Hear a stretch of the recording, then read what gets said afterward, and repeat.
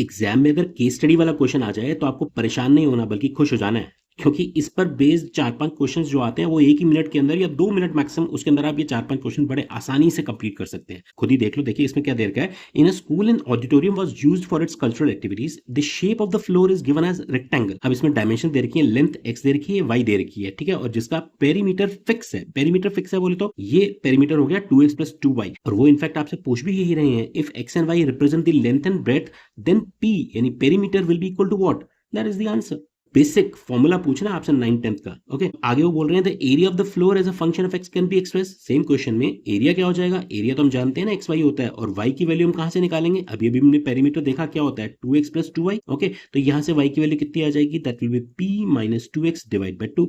X को अंदर multiply करिए, बनेगा px - 2x² डिवाइड बाय 2, और ये ऑप्शन हमारा सी करेक्ट हो गया। अब आप देखिए अगला पार्ट क्या पूछ रहे हैं, the value of x for which the area is maximum. अब एरिया को मैक्सिमम करने के लिए यानी हमें इसका डिफरेंशिएशन करना होगा, मैक्सिमम मिनिमम वाला क्वेश्चन ही हो गया, 4-5 स्टेप्स में पूछ रहे हैं आपसे वो। तो एरिया कितना है, px - 2x² अपॉन 2, इसको डिफरेंशिएट करेंगे कितना आएगा, ये p - 4x डिवाइड बाय 2। इसको 0 पुट करते हैं तो p इज इक्वल टू कितना आ गया, 4x। अब यहीं से अगर मैं x की वैल्यू निकाल लूं तो कितनी है, p/4, तो मेरा आंसर तो आ गया है p/4। अब बात समझ रहे, वैल्यू ऑफ x तो बता नहीं दी, हालांकि वो मैक्सिमम शो नहीं करा हमने अभी, तो ठीक है उसको भी चेक कर लेते हैं। डबल डेरिवेटिव कितना है, -4, ठीक है, -4/2 है, तो इट इज ऑलवेज नेगेटिव, तो इसका मतलब एरिया तो मैक्सिमम ही होने वाला है एट p/4। वहीं अगर अगले पार्ट की बात करें तो उसमें वैल्यू ऑफ y पूछ रहे हैं। देखिए y की वैल्यू निकालने के लिए आपको एरिया को y की टर्म्स में एक्सप्रेस नहीं करना है, रादर अभी पिछले पार्ट में हमारे पास क्या आया, x = p/4 आया था ना, और p एक्चुअली में क्या है, 2x + 2y तो है,